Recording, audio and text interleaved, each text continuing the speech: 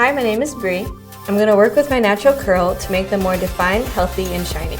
I have naturally fine hair, but a lot of it. And my curls are both ringlets and coils. I'm going to spray BB Curl Pre-Style, Restyle Primer all over. I'm sectioning my hair into 4 sections. This will keep my hair wet.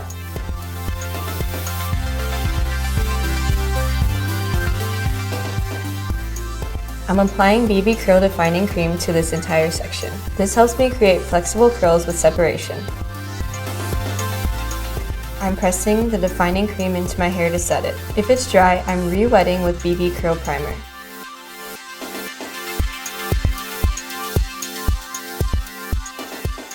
And now I let it air dry. While it was drying, I made sure not to touch it. Now it's time to shake it out. I love how defined the curls are. There's no frizz. It looks healthy, shiny, and beautiful.